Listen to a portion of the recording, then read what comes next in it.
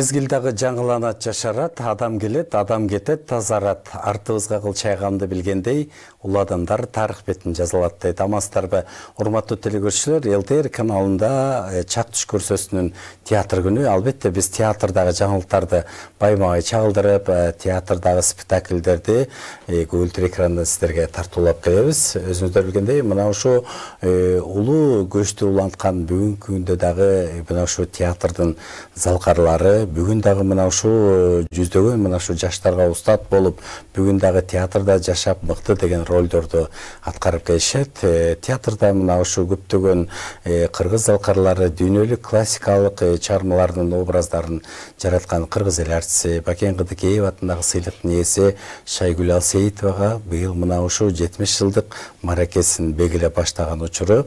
Албетте бул театр жан дүйнөнүн күзгүсү дейбиз. Жашоого караганда чындыгы көбүрөөк театрды сүйөмдөйт. Бүгүн биз дал ушул улуу актрисанын бейнеси, анын чыгармачылыктагы сапары, негизи театрдагы мына ушул турмушу, айтор ролдору, кыскасы мына ушул кызыктар туурасында биз чак түштөн сөз кылабыз. Биздин студиябыздын кадырлуу мейманы менен жалпыңыздарды тааныштыра кетели.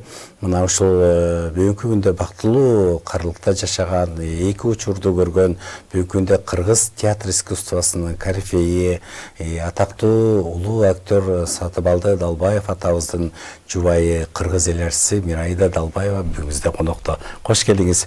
Сизди көргөнүбүзгө абдан кубанычтабыз. Сизге дагы узун өмүр бекемдик, соолук каалайбыз. Бүгүнкү күндө биздин чак түш көрсөтүүбүздүн темасы өнөр серисиндеги актриса деп атадык. Албетте бул Шайгүл Алсейитованын чыгармачылыгына байланыштуу. Ошондон кыргыз эл артиси Бакен Кыдыкеев атындагы сыйлыктын ээси Токтогул Абдымомов атындагы кыргыз улуттук драма театрынын актрисасы Шайгүл Алсейитова бүгүнүздө конокто. Акыркы кезде көптөгөн спектакльдердин бардыгына ошо жаратмандык кылып, жаңы жүздөр менен мына спектакльдерди коюп, койгон спектакльдери эл аралык фестивалдарда байгелүү орундарды жеңишке жетишкен режиссер, өзүңүздөр билгендей Түрксойдун орденинин ээси Уламырзак Карыпбаев бүгүнүздө конокто. Кош келиңиздер. Биз абдан кубанычтабыз. Ар бириңиздердин сыйлыгыңыздарды атап өтүш керек. Жакшы сөз жан эргитет. Эң оолу биз мына ушул чак түштүн төрүнөн Мирайда апабызды көргөнүбүзгө чексиз кубанычтабыз. Дагы деле мынакей ошол сулуубуздан жанбай биздин төрүбүзгө келген ыраазычылык билдиребиз. Бүгүн биз ошол Шайгүл Алсейитованын чыгармачылыгы жөнүндө сүйлөшкөн турабыз. Ушул эсиңизде болсо керек, кайсы жылдары ушу театрга келгенде көрдүңүзбү, ошондон бир кеп салсаңыз. Жалпы эле ушул бир топ залкарларды дагы эскерип өтсөңүз. 1956 жылы Кыргыз драма театрынын сахнасына келип кондум эле. Ошондо улуу залкарлар, улуу мастерлер иштеп аткан экен. Ошолордун спектакльдерин көрүп, аябай таң калар элем. Алар Рыскулов, Буталиев, Жаманов, Кыдыкеева, Гүйүкова, Балкыбековалар эле. Мына ошондон кийин көп узабай эле алардын артында дагы жаштар келип калды. Алардын ичинде Жумадылов, Дулатова, Далбаев, Умуралиев, Сейдахматова, Турсунбаева болуп чогуу ошол жанагы күчтүү улуу муңга аралашып, чогуу иштешип калдык. Ал заман алтын доор, ренессанс заманы эле. Азырда эсимде зал толтура эл, кассада билет жок. Караңыз. Анан ошол таланттуу артисттер көшөгө ачылганда сахнага чыгып, кубанычын, капасын, кайгысын, арманын, махаббатын, ызасын, ый күлкүсүн төгүп чачып ойноп жатканда залда браво, биз жаша деген үндөрү угулуп, дүркүрөгөн кол чабуулар овацияга айланып кетер эле. Караңыз, чыгандай учур. Азыр да кулагыма угулуп турат. Кейін біраз уақыт өткеннен кейін ошо бизден кийинки дагы таланттуу жаштар кыздар келе баштады.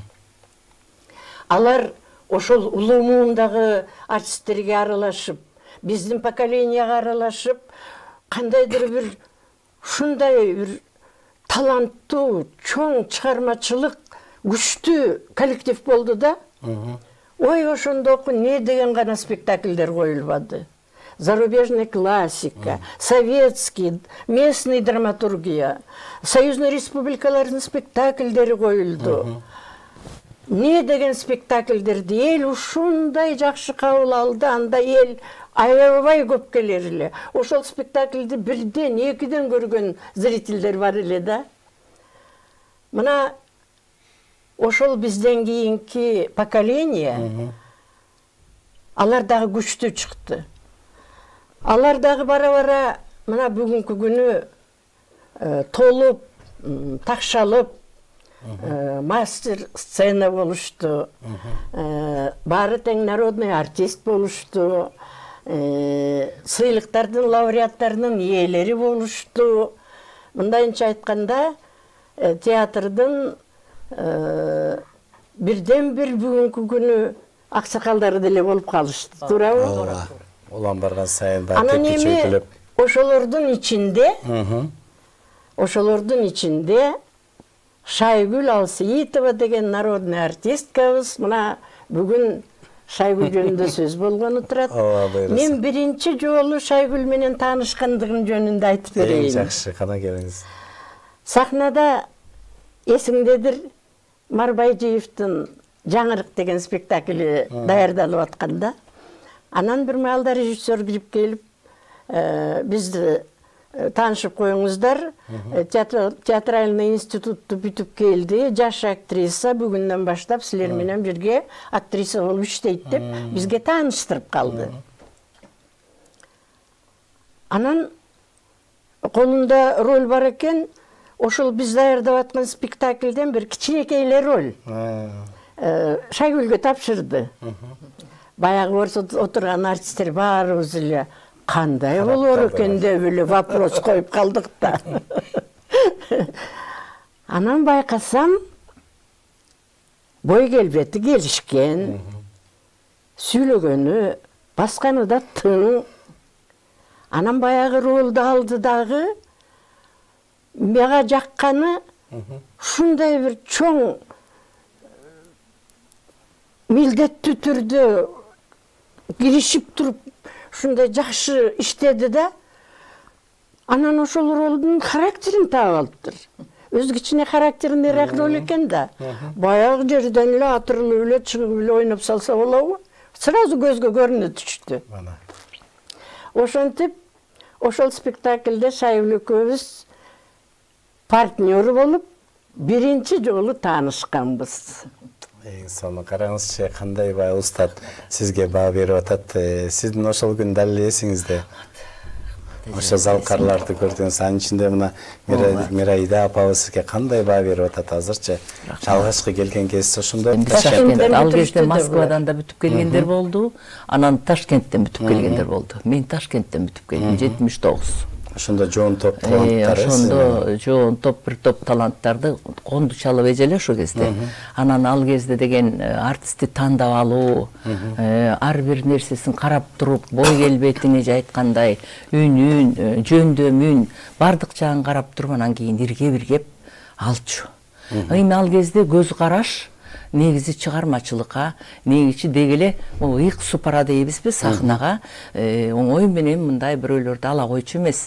Абдан тандап, талдап, карап мындай жактын конкурс дейличи азырча айтканда. Конкурс менен аябай карап туруп мындай алчу да. Анан ошондой айткандай 79-жылы бүтүп келдик, мен Ташкенттен бүтүп келдим. Анан менин багыма ошондо легендага айланган ошо министрибиз Конду Чалабай отурган экен. Анан баарыбыз бирден кирип атабыз. Бирден кирип, анда ошо могу жакта эле жанагы министерство бул жакта эмес беле, эски площадьта. Анан кийин кирсек эле эмеде узун экен. кандай басып барарды билбейм, өзү эркек мүнөзү мындай ачкысы минтип коюп отурган экен, бутум кыйшайып кетпесе экен, жыгылып кетчүдөй болуп калтырап титиреп, эми сүрү өтө күчтүү эле кишинин. Анан моминтип басып барганда баарыбызга бирден дипломдорубузду берип турду, анан келип эле деп эле ачкыны минтти. Кызыл диплом менен бүттүң беле деди. Ооба эже дедим. Десем, кел деди. Кайдан иштейин деп атасың деди. Анан эми сиздер кандай десеңиздер сүйлөй албайм даже лишний. Анан десем, көрдүм мен таң калганым, ошол кезде министрлер тетиги жактан бүтүп келген студенттердин эмнени ырдаганына чейин, эмнени бийлегенине чейин, кайсы спектакльде кайсы ролду аткарганына чейин билип отурганы мени таң калтырды. Караңыз. Ошол Кондучалова эженин айтканы. Сен жанагы Дети Ванюшинада Клавдияны ойноп келбедиңби, жанагы бүкүр кызын деп дегенде. Деп эле мындай эметтим. Анан үнүң жакшы экен. Сен жакшы ырдайт турбайсың деди. Концертибизге чейин көрүп, ырдаганыма чейин айтып бергенде, ай, абдан эле булар талдайт экен. Өтө катуу карайт окшойт дедим да турдум. Эмне дейр экен? Эми бул кишинин оозунан эмне деген сөз чыгар экен деп турсам. Кайда иштейин деп атасың деди. Анан мен деп десем, бул жерде калтырсак иштейсиңби деди. Анан иштейм дедим десем эле. Жакшы, жакшы. Мага жактың кызым деди да. Эркекче колуман момундай кармап туруп, анан дипломду кут болсун. Эми жолуң байсалдуу болсун. Калганын көрөбүз. Мыкты иштегин деп туруп эле деди. Аны колума алып басып кеткен шашып эшикти ача калып эле. Десем, кыздар, балдар турат да дагы кире тургандар. Эмне болдуң дейт. Калдым дедиңиз. Калдым дедим деди. Эмен алып бир топ нес болуп туруп калдым. Караңыз. Анан ошондогу бул мен үчүн тарых. Бул ошол кездеги мезгил мен үчүн чоң тарых. Анан мен Назыр эжем айтып отурганда, мына дагы биздин корифейбиз, биздин театрдын жылдызы, ошол кезде жанып турган эже, таптатынакай, суналган, ушундай сонун ролдорду аткарып турганан мен таң калдым. Ай, бул мен институтту бүтүп келгеним бир тең экен дагы.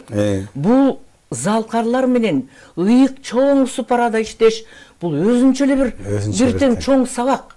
Бул өзүнчө эле чоң университет, академия турбайбы дедим. Өзүмө ушундай эме кылдым дагы. Окуп келгенибиз жөн эле бир сөз экен да. Дедим, буларды көрүп, булардын басканын көрүп, булардын сахнада бири-бирине болгон мамилесин көрүп, булардын жанагы ролго болгон, спектакльге болгон, ишке болгон мамилелерин көрүп, анан күндөн күнгө бул биз үчүн сабак болду. Күндөн күнгө өсүш болуп, өзүнчө биз үчүн дагы бир бийиктикке көтөрүлгөндөй болдук да.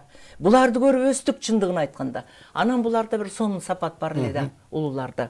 Биздин жаман жагыбызды алба, көрмөксөңгө салып кой. Биздин жакшы жагыбызды алсаңар өсөсүңөр, өнөсүңөр деп.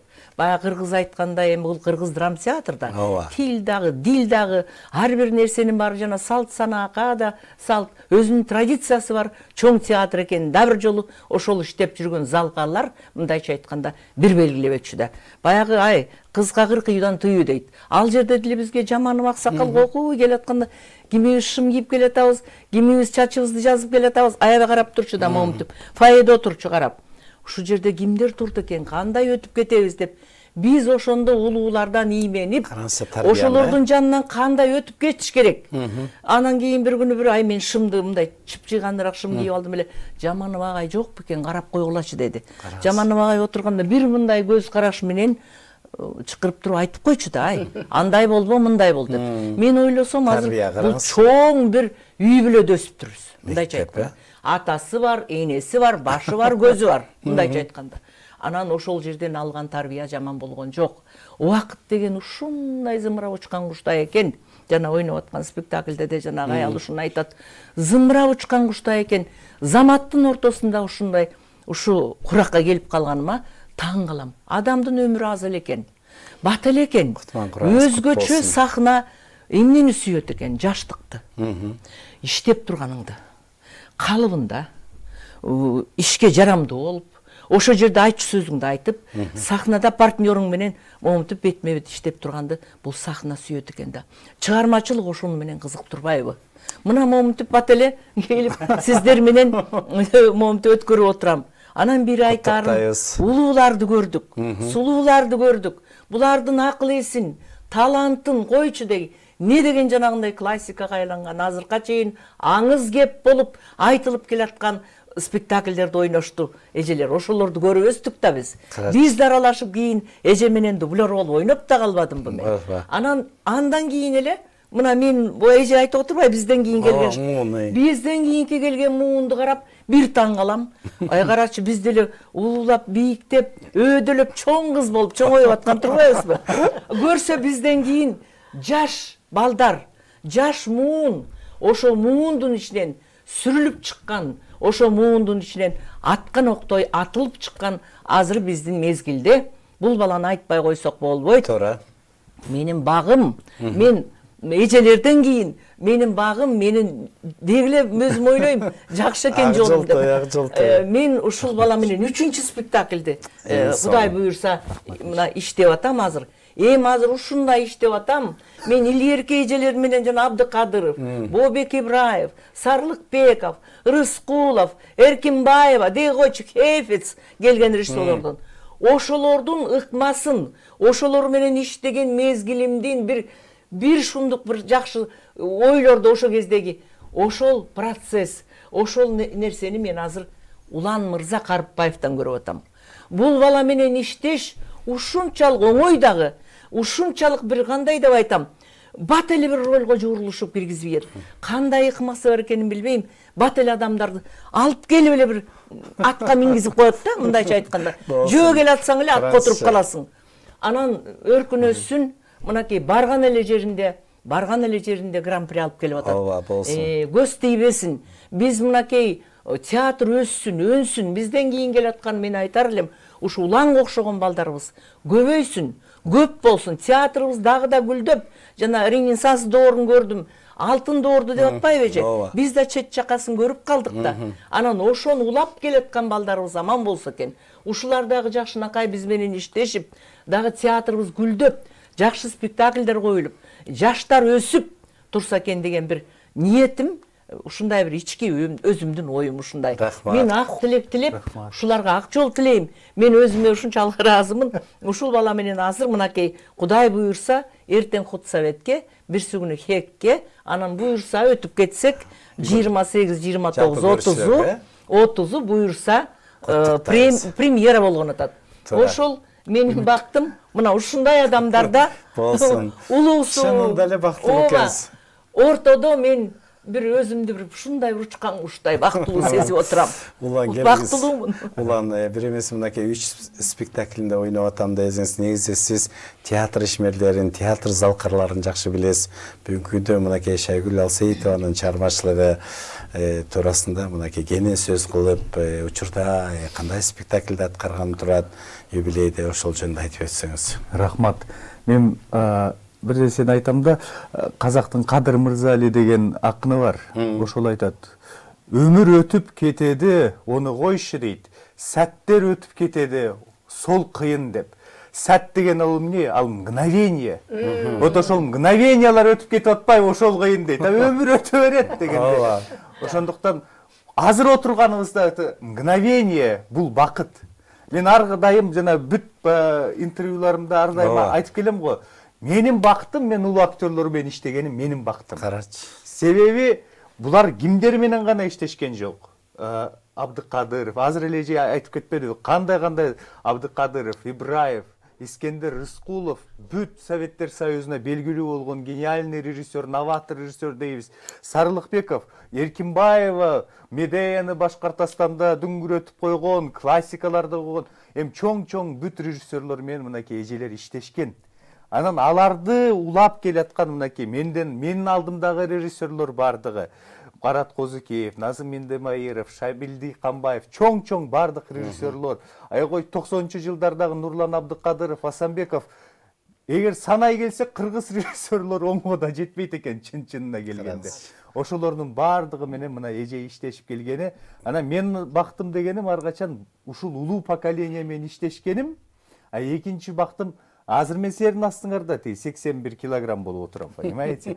Мен 51 килограмм кезинде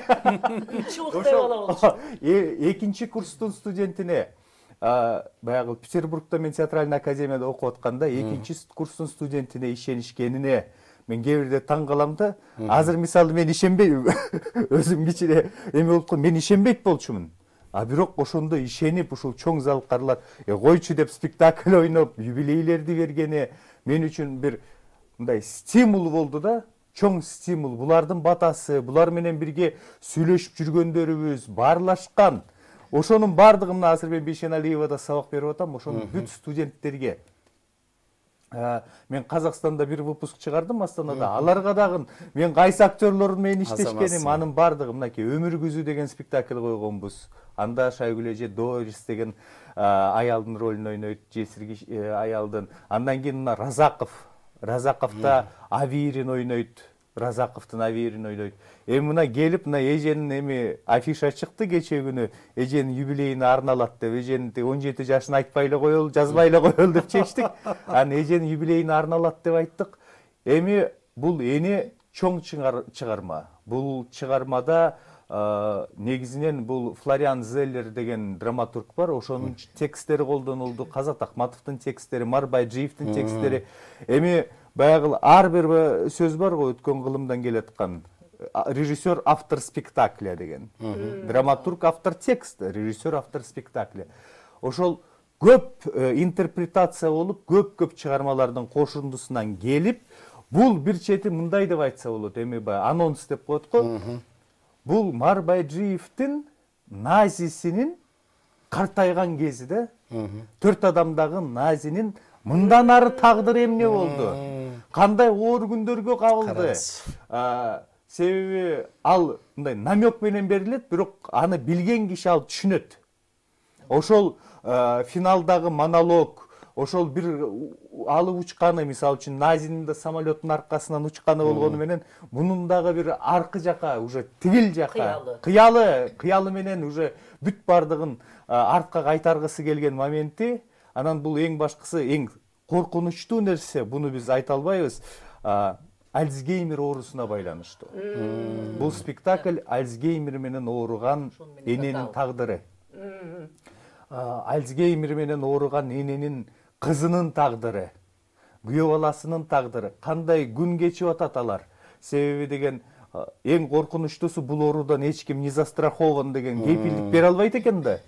Кечирип койгула да, онкологиядан кээ бирде баягы айыккандар көп да, бул оорунун айыккан рецепти жок экен. Бул доктурлар Альцгеймер, деменция дейбизби, мээнин чарчоосу, клеткалардын өлүп башташы, ага эч ким, мисалы үчүн жанагы Агент 007-де ойногон актер азырда ал Маргарита Терехова деген кандай актриса, аныкы эми биздин жаныбызда жүргөн кишилердикин да көргөндөн кичине биз таасирленип, анан ошол чыгармага кириштик. Оор. Шайгүл эже 1 саат 40 мүнөттүн ичинде сахнадан кетпей, ошол кишинин минуталарын. Ал кишиде эмне болот? Кээ бирде фантасмагорический сахналар болуп калышы мүмкүн. Кээ бирде жаштык кезине кетип калат, кээ бирде кайра кайтып келет, кээ бирде түшпү, өңбү, аны айырмай албай калган кездери болот. Ошону эжелери аракет кылып атышат, ойноп, кыйналып атат, секириш керек, жүгүрүш керек, тоонун үстүнө чыгып эме кылыш керек. Анан бизди кыйнап анан эмнеге берип, ай, куласаңар аскадан кулагыла.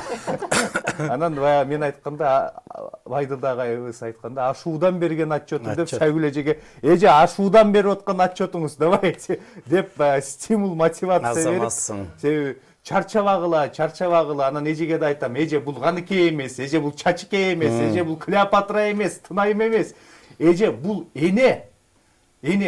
И Кыргыздын, биз Кыргызда болуп аткан окуя кылып жасадык, себеби Кыргызга да таандык да. Эгер биз мен мына азыркы акыркы мезгилдерде студенттерге да кеч айтам да, интерпретация бизге жакындаштырууну көздөп атам да, кыргызчалап. Мына ушуга чейин Чиркин өмүр деп койдук, Василий Гуркиндин баягы Любовь и голуби деген пьесасын кыргыз айылында болуп аткан окуя. Кыргыз айылында Голубой скулга барган. Анан ошондой эле мисалы Вишневый садты мен Казакстанда койгондо Алматы тууралуу, Алма багы тууралуу. Себеби Алматыда ошол ситуация болду да. Алманын баары кыйрап туруп, анын ордуна дачный гүйлөр курулуп кетти. Ошол сыяктуу эле бул пьесаны да биз Кыргызстанга алып келдик. Себеби билет сатып алган, ошол кол чапкан көрүүчү кыргыз. кыргыз көрүүчүлөрү, биз ошолор үчүн азыркы күндө театрда түшүнүш керек, биз ким үчүн кызмат кылабыз. Биз кыргыз эли үчүн азыр кызмат кылып атабыз. Кыргыз элин, себеби мындайда биз чоң классикага алып келиш үчүн азыр зрительди тартып алып келип, алардын аң сезимин кичине өстүрө турган. Себеби деген баягы эжелердин алтын доорунан кийин действительно разруха дооруна келип калдык. Секонд хенд болуп калган мезгилге келип калган болчу театр. Шүгүр бүгүнкү күндө кайра жанданып атат. Бирок жанданганда дагы ал табитти вкус деп коет го, адамдын табитин биз жогорулатышыбыз керек. Себеби биздин театрдын эң биринчи максаттарынын бири адамдын тагдырын айтып берүү, анын аркасы менен интеллектуалдык жактан өстүрүү. Себеби андай биз жасабасак, анда биздин эмне кереги бар? Биз анда развлекаловка болуп калышыбыз керек. Баягы мен айткандай, кинотеатрга барсаң, ар кандай кинолор бар. Күлүп чыга турган киноң бар, ыйлап чыга турган киноң бар, шок боло турган киноң бар. Театрда мен ойлойм ошого барышыбыз керек. Бүгүн күлүп кет, эртең ыйлап кет, бүрсүгүнү шок болуп кет. Таң калдым, Таң калгандан мен всегда айтам да, мен үчүн залда тишина и молчание важно депчи. Себеби деген бул молчанияда адам ойлонуп аткан кез, же түшүнбөй атат, же наоборот түшүнүп атат. А эгер сүйлөп, бизде элибиз азыр комментатор болуп калбадыбы? Ошондон алыс болушубуз керек болуп атат да. Элдин баары үйлөрүндө отуруп алып, дивандарынан комментатор болуп калды. Баарын комментарий берет. Биздин элде ошол.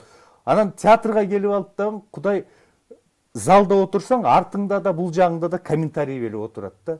Биз ошондон айрылышыбыз керек. Анан мына Кудай буйрса коркуп отурган кезибиз, эже, сизге күч кубат, чоң рахмат. Менин бактым силер менен иштеп атканым. Анан Кудай буйруп ушул чыгарманы чыгарып алсак, анан баягы репетицияга шашып аткан кезим болчу, бирок бир нерсени айтып коеюн, аны кайталап да келем. Эже, өмүр бою талант баккан киши. Таланттарды таптап да багып да келатат. Мынакей Алсейитовалардын кыздары деген сөз бар. Көч башында Кыргыз эл артисти Айгүл Алсейитова, Кыргыз Республикасынын эмгек сиңирген артисти Алмагүл Алсейитова, Чолпон Алсейитова, маркум Тамара Алсейитова, Айнагүл эже, кандай гана ушулардын баардыгы мына Шайгүл эже багып, таптап өстүрүп, андан кийин мынакей Шайгүл эженин балдары жөнүндө айтпасак биз болбойт. Мен ошону айтып коеюн. Кыял Кулманбетова кандай актриса. Биз кара кыз кызын көрүп, мени чоңойдум. Анан кийин мынакей кара кызда кандай ойногон. Андан кийин мынакей Айжан Байжиева, актриса, биз кинолору мына бүгүн тартылып жүрөт. Кудай буйрса чоң проектте дагы көрүп калабыз. Эми Марсель Байке жөнүндө сөз жок. Кыргыз казакка, казак кыргызга тең көпүрө болгон чоң таланттуу ырчы, казакта анын ырын укпаган көрүүчү да жок. Ошондуктан эже таланттарды таптап ошолордун энеси болуп жүрө бериңиз. Рахмат, Ула Мырза абдан жакшы токтолду. Ийгилик каалайбыз, сизге да чыгармачылык чоң ийгиликтерди каалайбыз.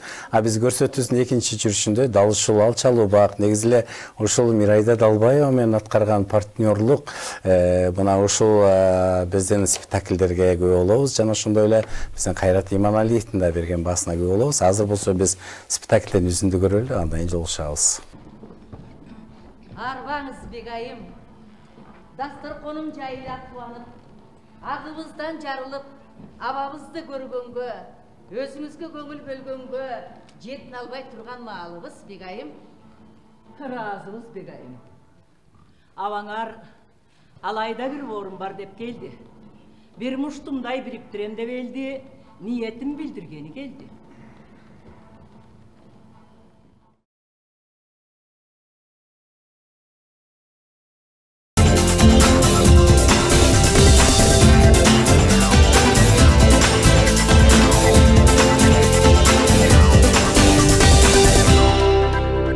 Жалпы эле ушул Шайгүл Алсейитованын чыгармачылыгы, анын театрга келгендегиси, окууну аяктап келип ушундай залкырлардын баягы мектебине түшүп болгондугу жөнүндө абдан жакшы маек болду. Мирайда апа, мына ушу жогоруда сиз абдан жакшы баса белгиледиңиз, таанышканыңызды айтып бердиңиз. Анан ушул партнер болуп спектакльде аткаргандыгыңыз туурасында дагы кене сөз кылсак. Бир кезде Кыргыз Республикасынын эл артисти Сатыбалды Далбаев Шайгүл Алсаитова берген, Шайгүл Алсаитоваға берген творческий характеристикасында мындай деген екен. Мен бұл қолжазбаны оқып берейін. Жақсы болады, қара. Қырғыз Республикасының ел артисі Шайгүл Алсаитова мейлі трагедиявы, же комедиявы, қандай ғана шығарма болбосын, сүңгіп кирип, ошол каарманы менен жуурулушуп жашай алат деп жазган экен. Ал аткарган Марбайжиевдин кыз күйөөсүндө энени, сотту, Абдымомуновдун Ашырбек үйлөнөт дегенде Упайнаны, Айгүмүш Аксынын Махабат жана өлүмдө Тынайымды, Шекспирдин Ричард үчүнчүдө Елизаветаны, Антоний жана Клеопатрада Клеопатранын ролу үчүн Бакен Кыдыкеева атындагы сыйлыкка татыктуу болгон деп жазган экен. Караңыз. Мен эми ошол Саткемдин сөзү дагы кийин калганын окуп берермин. Жанагы биринчи таанышканымда айтпадымбы? Кийин Шайгүл экөөбүз дагы партнер болуп ойноп калдык. Чеховдун Алчалуу багында мен Раневская болуп, сен Варя деген кыздын ролун ойнодуң. Бул эми чынын айтканда Чеховдун чыгармаларын сахнага коюш, анын ролдорун аткарыш өтө татаал, өтө кыйын эме да бу жазуучу. Ошонун кыйындыгына карабай Шайгүл кандайдыр бир бүт болгон мүмкүнчүлүгүнүн баарын жумшап, ошол кыздын акыл эсин, баскан турган жөнөкөйлүгүн, ошол тиги Раневская менен ичи таза мамилесин даана көрсөтө алды да, мына ошондо дагы экөөбүз партнер болуп ойноп калдык. Сатыбалды жазып атпайбы кийинки сөзүндө? Сатыбалды Далбаевдин сөзүн улантайын. Шайгүл Каныкей, Айчүрөк сыяктуу кыргыздын улуу аялдарынын татаал, терең образдарды жаратты.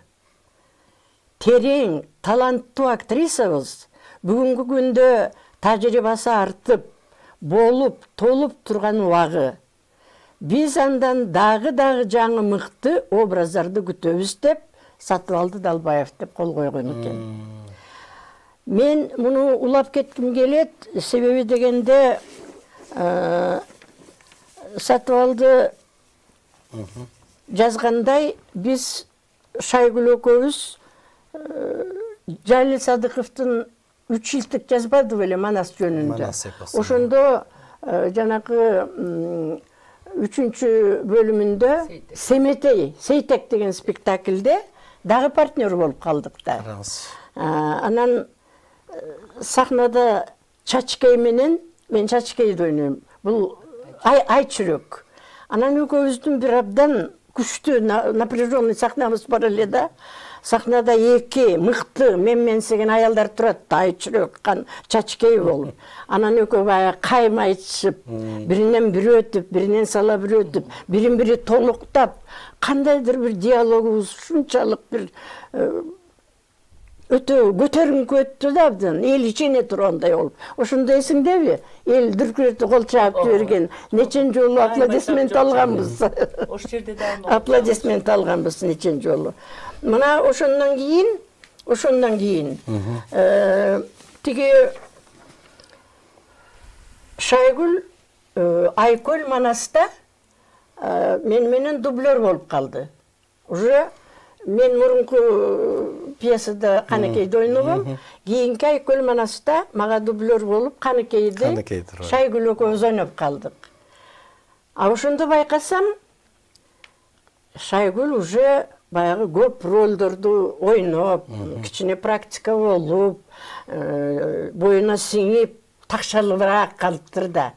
Анан сахнага чыкканда басканы, турганы, сүйлөгөнү, манерасы, достоинствосы менен кандайдыр бир ушунчалык бир көрүнүктүү кылып Каныкейди жакшы чыгарып койду. Экөөбүз алмак салмак ойноп жүрдүк. Бирок ошол эле Каныкейди Кийинчерээк Марбайжиев Манас жөнүндө кыргызчадан орусчага которуп кандайдыр бир композиция кылбады беле, помнишь? Ошондо бир качествоң ты очень хорошо владеешь русским языком. Ошондо Орыс драма театрынын артисттери кошулуп, чогуу ойноп калышты да. Ошондо Шайгүл Каныкейдин образын на русском языке ушунчалык бир жеткиликтүү кылып, ошонун кандайдыр бир кыргыздын интеллектин жоготпой, ошону сохранять этип, элге даана көрсөтүп ойноп койду да. Бул өзү чоң эсте кала турган ролдордун бири болуп калды. Бул өзү историяда кала турган нерсе. Марбайжиевдин бул кылган чыгармачылыкка, кыргыздын искусствосуна салган салымы чоң бул жөнүндө. Анткени себеби Союздун убагында бизде русскоязычный население көп болчу да. Ошолордун баары көрүштү да, түшүнүштү бул эмне экенин, Манас жөнүндө билип калышты.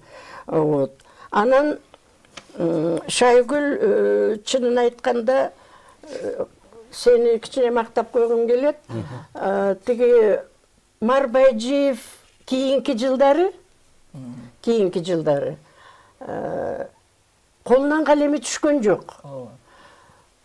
Дагы эле болсо пьесаларды жазып, кандайдыр вдохновение менен, кандайдыр бир эмоциясы күчөп, жаңы чыгармаларды жаратты да. Мен ойлойм, бул Мардын музасы болгон Шайгүлдүн эмгеги болуш керек деп ойлойм да. Рахмат, жакшы баа бердиңиз. Ойногон ролдоруңдун баары өзүңө ылайыктуу болду. Мына бүгүнкү күнү народный артист болуп отурасың, 70 жашка чыгып отурасың, театрдын аксакалдары болуп калдыңар. Сага дейин соолук каалайм. Өзүңүзгө дагы. Аман бол. Рахмат. Бизде Кайрат Олжобаевич, кыргыз эл жазуучусу, драматург, журналист, көп кырдуу талант ээси. Кош келиңиз. Бүгүн мынакей Шайгүл Алсейитованын чыгармачылыгы, анын аткарган ролдору туурасында сөз кылып атабыз. Сиз ушу театрда, адабиятта терең түшүнгөн инсан катары ошо сизде сөз болсун. Шайгүл Алсейитованын чыгармачылыгы жөнүндө сөз кылганда мен бир 3 кырга бөлөр элем да. Биринчи, Шайгүл Алсейитова өскөн уя. Анткени бул өтө таланттуу үй-бүлөдө, өтө бир тектүү, мыкты үй-бүлөдө төрөлүп өсүп калыптанган. Айрыкча апасы Нават апа аябагандай шумду кырдач эле. Эгер Нават апа ырчы болгондо, жанагы Мыскал Өмүркановалардай бир мыкты ырчы болмок. Мен бул кишинин ошо жашы өтүп калган кездерде анын үнүн угуп алып аябай таң калгам да. Чоң энеси аябагандай бир кыргыздын арктуу бир татынакай укмуш кемпир эле.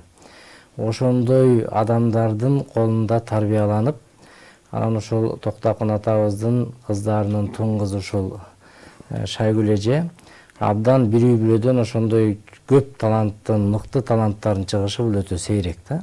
Мына Шайгүл Алсейитовадан кийинки сиңдиси Тамара Алсейитова, Кыргыз Республикасынын эмгек сиңирген артисти, биздин атактуу дикторубуз. Андан кийин Алмагүл Алсейитова, Кыргыз Республикасынын эмгек сиңирген артисти, мына бүгүнкү күндө Талас театрынын эң көрүнүктүү актрисасы. Андан кийин Чолпон Алсейитова, мына бүгүнкү биздин кыргыз эстрадасынын көрүнүктүү ырчыларынын бири.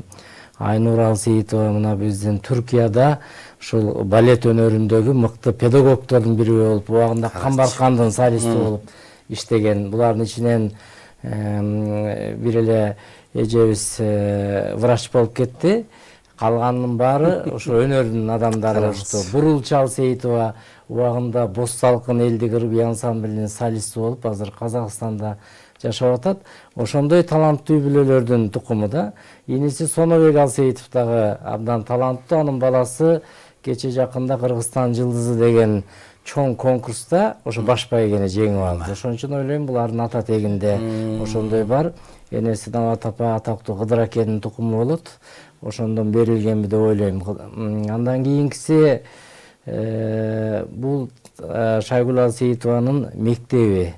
Бул биринчи кезекте биздин Улуттук академиялык драма театрынын театралдык окуу жайы, андан кийинки Островский атындагы Ташкенттеги атактуу театралдык институт. Бул институт биздин Кыргыз театр искусствосуна өтө күчтүү таланттарды берген. Мына биринчи эле бүтүрүүчүлөрү Советбек Жумадылов менен Гүлшара Дулатова кандай чоң таланттар болгон. Кийинки эле Болот Бейшеналиев, Имаш Эшимбеков, Таттуу Турсунбаева, ошондой чоң муунду Күнболот Досунбаев сыяктуу ошондой муун келип отуруп, мына 75-жылы булардын бактысына ошо жерге тапшыруу буйруган. Ал кездеги Борбордук Азиядагы эң күчтүү театралдык окуу жай ошо Ташкентте болгон да. Булар болгондо да атактуу профессор Надежда Павловна Никифорова деген кыйын педагогдун колуна туш келишип, ошо жерде окушуп, анан ушул Ташкенттеги бүтүрүүчүлөрдүн сүйлөө техникасынын күчтүүлүгү, үнүнүн күчтүүлүгү булардын күчтүү педагог отуш болгондугу атактуу педагог Лола Агзамовна Хаджаева, мына профессор атактуу Жумадыловду окуткан, Дулатованы окуткан, ушу Алсейитоваларды окуткан да. Лола Агзамовнанын ар бир бүтүрүүчүсүндө ушул кыргыздын нукура сүйлөө техникасы байкалып турат да. Ошондой мектепте Шайгүл эже артыкчылык диплому менен бүткөн. Анан булардын курсу дагы өтө күчтүү. Мун мына Замир Сооронбаев, Асылбек Өзүбеков, Асылбек Жолдошов, Галича Сейдалиева, Танар Абдыразаева, Сайра Мырзалиева деген биздин көрүнүктүү чыгаан курсташтардын арасында окуш, билим алыш дагы оңой эмес да. Анан бул Шайгүл Алсейитова ошо 79-жылы бүтүрүп биздин Улуттук академиялык драма театрга тандалып алынган күндөн тартып мен бул киши Улуттук академиялык драма театрынын чоң мектебинен өткөн да. Бул театрдын мектеби биздин театрдын өзгөчөлүгү эл аралык фестивалдарга чыкканда биз байкап көп угуп жүрдүк. Нукуралуулугу жагынан, образды жеткирүү жагынан, ошондой бир жүрөккө жакын аткаруу жагынан өзгөчөлөнүп турчу да биздин театр. Бекеринен Кунаев жана Манастуу Семетей спектаклин көргөндө айкайлабай эле жүрөккө жеткире монолог айтса болот экен го деп айтканы биздин театрдын нукуралуу өзүнүн мектеби болгондугунан кабар берет. Анан биздин Кыргыз театр искусствосунда ушул героинялардын айжаркын образдарды жаратуунун өзүнчө мектеби болгон. Менимче бул мектептин башында Анвар Куттубаева турган. Ошо биринчи биздин профессионал театр искусствобуздагы алгачкы айжаркын айымдардын образын аткарып чыккан. Анан Бүбүсара Бейшенбаева деген көрүнүктүү актрисабыз болгон. Бейшеналиева эмес, Бейшенбаева, Кыргыз Республикасынын эмгек сиңирген артисти. Бул ушул Бакен эжелерден мурун Любовь Яроваяларды, сулуу айымдарды мыкты аткарып чыккан актриса болчу. Сабир эже да көп айта турган, бирок өмүрү эрте кетип мындай архивде тасмалар калбай көп айтылбай жүрөт да. Бирок ошол мектептин башында турат. Кийин бул мектепке мына Бакен Кыдыкеева келип кошулган, Сайрагүл Балкыбекова келип кошулган. Анан муундан муунга буларда преемственность ушундай бир муунга өткөрүп берүү асылдык жолдуланган. Мына Бакен эжелерден кийин мына Мир эжелердин мууну ошондой кыргыздын дүйнөлүк классиканын ажарлуу асылзада айымдарын аткарып чыгуунун мектеби. Менимче Шайгүл эже ушул мектепке келип кошулду деп ачык эле айта алам. Анткени ошондой таланттардын таасиринен, ошондой таланттардын өрнөгүнөн ошондой мектепке келип кошулган. Жогоруда Мир эже айтып кеткендей, Сатыбалдыга айткандай, ошол Каныкейди ойнош, Айчүрөктү ойнош, Клеопатраны ойнош бул ошол ар бир эле актрисанын багына туура келе бербейт да. Ар бир актрисанын эле баягы өзүнүн планага дал келбейт. Ошондой аткаруучулук жагынан актриса Шайгүл эженин турган турпаты, үнү ушул эжелердин келаткан чоң муундун жолун уланткан. Кийинки муунга булар көпүрө болуп берген деп айтар элем да. Сатыбалдыга туура белгилептир. Шайгүл Алсейитованын чыгармачылыгындагы эң чоң өзгөчөлүгү мунун ошол роль аткаруудагы планынын аткаруучулук чеберчилигинин кенендиги. Кээ бир актерлордун өзүнүн кандайдыр бир чектелүү мүмкүнчүлүгү бар. Бул киши ошол трагедияны ойногонун да көрдүм, комедияны ойногонун да көрдүм. Айрыкча ошол эми өзүнүн жан дүйнөсүнө жакын жанагындай ролдорду эже мына баса белгилебеди, Айчүрөктү Кейди кандай ойногон. Мен ал ролдордун эме турган иш элдин жакшы көргөндүгү. Жана характерлүү образдарды ойногондорун аябай көрүп алып таң калганда, жана Бако Өмүралиевдин жаңырыкта сары келинди ойночу эмес беле? Баягы катындар атка алган чыкканда. Ошондой ушундай баягы характер укмуш роль ойногондо Анан жана Машырбек үйлөнөттө дагы белек алып келесиз го, ушунда кийинип алып сахнага чыга калганда эле кырылып калчу. Шайгүл Жойнандай комедийный актриса деп ойлобойт көргөнүччү, бирок ушундай бир аткарчу да. Анан жанагы Курманжан датка коюлуп калды Төлөбай Касымбековдун көчкөн сактанып. Ошондо Сабир эже ойногон жанагы баласын курмандыкка чалып аткан кемпирге ушу Шайгүл эже дублер болду да. Сабир эже ойноду, Гүлшара эже ойноду, анан Шайгүл эже ойноду. Ошондо эми Сабир эжеге андай роль жарашып кала турган. Бирок ошондой эжеден кийин ошончалык бир өзгөчөлүгү менен бир карапайым бир кемпирдин, жөнөкөй бир ак сөөгө эмес, жөнөкөй эле бир кемпирдин образын аткарып чыкканда дагы мен аябай баа бергем Шайгүл эженин талантынын, баягы чыгармачылык амплуасынын кенендиги. Ошол жагын алганда мен абдан сыймыктанам. Биздин театр искусствобузда ушундай таланттардын бар экендигине көп ойлоном. Бүгүнкү күндө биздин театрды кармап турган ушул муун. Мен ойлоном буларды баягы мир эжелерден, андан мурунку муундан келаткан академизм, ошол мектеп, сахнадагы реч, образдагы жашоо сакталып калса экен депчи. Азыр кээ бир артисттер эптеп эле текстин жаттай калып эле сахнага чыгып эле татрактатып айтып туруп кетип калганга шашышат да. Мен аны көрүп жүрөм. Же сөзү жетпейт өзүнө, чынында эмне деп атканын бизге да укпай калабыз, улумун да айтпай эле коеюн. Ошондо ушулардан үйрөнсө дейм, баягы сөз эмес, тыбышты жебей сүйлөгөндү, образда жашаганды. Булардын бир эмеси эң бир чыгармачылыгынын гүлдөгөн учуру 90-жылдардын башына туш келип калып, ал кезде биздин маданиятыбызга көңүл аябай солгун бөлүнүп, кино тартылбай, спектакль коюлбай калган жылдардагы булардын көп жылын жеп койду, чынын айтыш керек да. Ошол учурда булар укмуш ролдорду ойной турган, укмуш кинолорго тартыла турган мүмкүнчүлүгү бар эле. Бирок азырда Кудайга шүгүр булар ошол формасын сактап, талантын сактап, сахнадагы ажарын сактап, азырдагы театрдын репертуарындагы негизги спектакльдерди кармап турушат. Азырдагы жаңы спектакльде ойноп атат, дагы ойной турган күчү бар. Кудай ушуларга ден соолук берсе, биздин театрды дагы бир жок эле дегенде 10 жыл булар кармап турушат да. Рахмат, Шайгүл эже, сиз Мен Кайратка кошумчалап сөзүңө. Бу перестройка болуп калбадыбы? Кайра куроо. Ошо перестройка убагында чынын айтыш керек, жалпы элге кыйын болду. Анын ичинде театрларга өтө кыйын болду. Анткени себеби залда эч ким жок. Көрүүчүлөр келбейт. Баары базарга кетти. Ошого карабай ушул поколение туруштук берип, чыдамкайлык болуп, ошонун баарын мойну менен көтөрүп, айлыгы аз болсо дагы кетип калбай, театрды таштап базарга кетип калбай, ошол жерде калганына мен просто таң калам да. батырлык эже. Себеби дегенде, бу театр, артист, бул өзү бир башкача, эч бир башка кесипке окшобогон бир өзгөчө дүйнө да. Сахнанын сыйкырлуу касиети бар экен. Анын кучагына бир түшкөн артист андан чыга албай арбалып калат экен. Ошо бойдон театрдын ысык суугуна күйүп, ошого чыдап, ошол жерден о дүйнөгө далайын узатпадыкпы. Туура. Көрсө кесипти, театрды сүйүш керектир. Булар мына сүйгөн үчүн эмгек кылып, баарына чыдап, театрга иштеп, мына бүгүнкү күнгө чейин жетип отурушат. Шайгүл эже, сизге эрке микрофон келиңиз эми.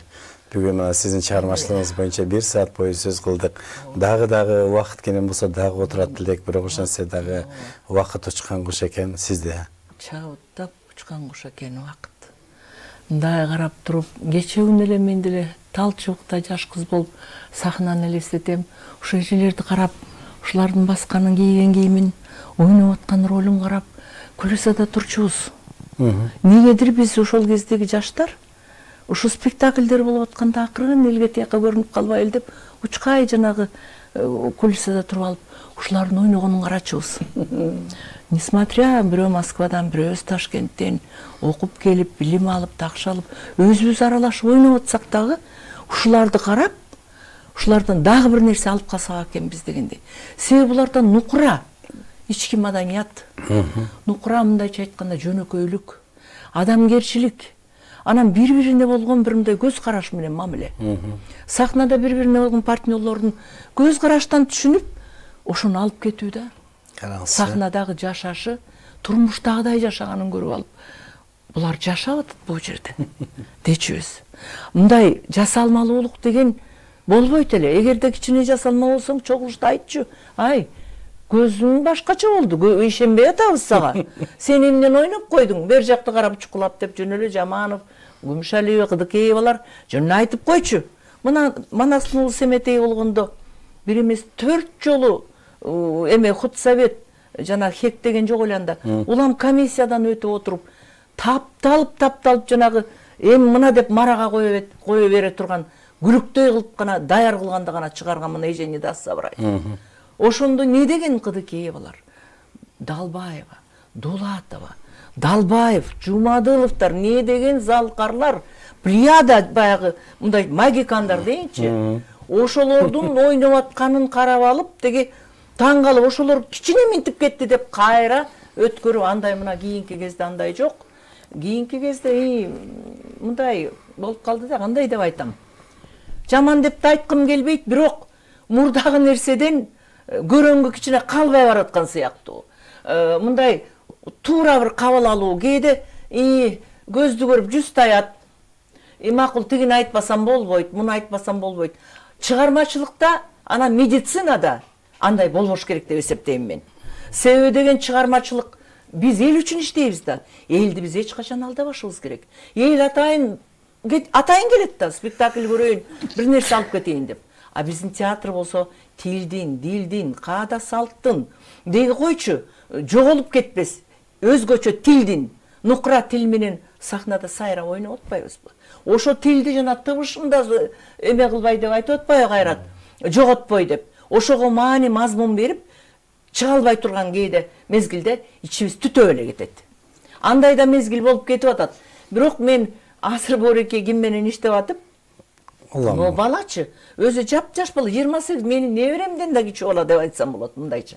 Ушул бала эчтекесин калтырбай, чыпчыргасын карап, ушундай кыраак экен, как режиссер. Жөн эле момунтип майдалап, ювелирный дейбиз го, ошолор ювелирный жасайт экен жумуштун баарын тең. Жок, тетиги жерде, тетиңдей туруп калды, ал жерде турган эмес. Себеби деген ошол художник жасаган нерсе, биз деген чогуу иштеп атабыз. Гармонично болуш керек баары. Ошону актер сезиш керек, художник сезет, жана мен сезем.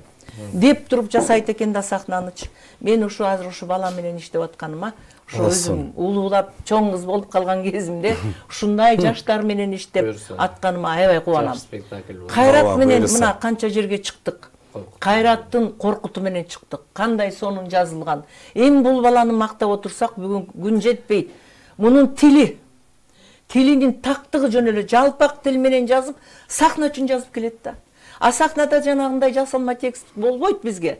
Бизге деген Мауреки Кайрат жазып келгендей жана Коркут да ушундай жазып койгон, энесин, баласын койчу деген ар кимибиз ордубуздабыз.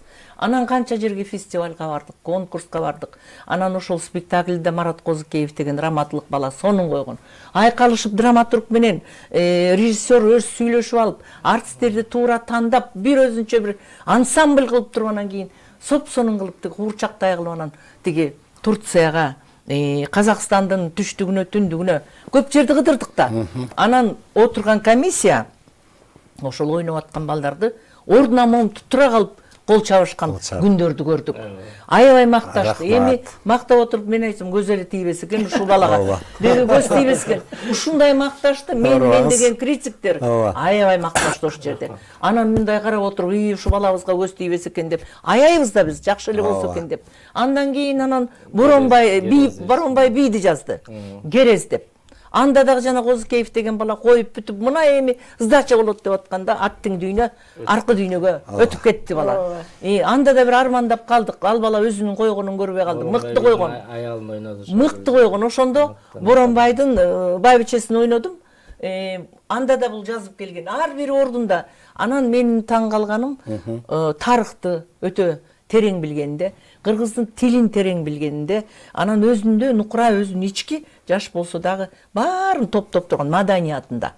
Анан кепти туура талдап сүйлөп, туура жооп берип, туура жооп алып, туура айтып бергенде бул балага киши жетпейт. Рахмат. Жок, ушул жакшы нерсени жакшы кезде эле айтып коюш керек экен. Бар кезде анан неметип кеткенден кийин өтүп кеткенден кийин анандай эле мындай эле. Жок, жакшы нерсени, жаркырап турган нерсени мына жаркырап турат деп эле айтып койсок, бир жерибиз кемибейт. Бирок мен ойлойм, ага да кээде баатырлык керек экен. Кээде биз жакшы нерсени карап айткыбыз келбейт. Өзгөчө театрда да болуп кетет. Мындай кыйналып, мындай грамдап, мындай кичинелеп, акырын сылап сыйпап айтат да. Аны мынтип эле айтып коюш керек, жакшыны жакшы деп эле. Баса эле белгилеп, юбилейиңизди айтып, спектакльди айтып, уланга окшогон, дагы жана дагы башка балдарга окшогон жакшы жаштар өсүп турса, мен ойлойм, биздин чыгармачылыгыбыз, театрыбыз эч качан өлбөйт деп. Жакшы нерсе болуп турса, жакшы да. Куттуктайбыз, бүгүн биз чак түштү. Мынакей сиздин чыгармачылыгыңыз туурасында көбүрөөк сөз кылдык. Мына Мирайда апабыз өзү келип, сиздин мынакей басалдуу басып өткөн жолуңуз жөнүндө жакшы токтолуп берди. Кылым жашаңыз, узун өмүр, үйдө туруп алып китеп жазып атам дейсиз, орус тилинде дейсиз. Бизге орусча мынакей атайын китептерди жаңыдап топтоп койдук.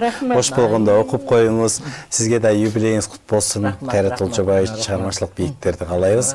Биздин көрсөтүүлөрдү ЛТРдин YouTube, Facebook'тагы баракчаларына кирип, көрсөтүүнү кайталап көрүп, биздин конокторго өзүңүздөрдүн каалоо тилегиңиздер болсо жазып кайрылыңыздар. Биз сиздерди күтөбүз. ЛТР каналы түбүр окумга чейин көрсөтүүлөрдү улантат. Ал эми чак түш соңуна келип жетти. Бардыңыздарды театрга чакырабыз. Театрдан жан азык алып, спектакльдерди көрүп кетиңиздер. Амандыкта кездешели.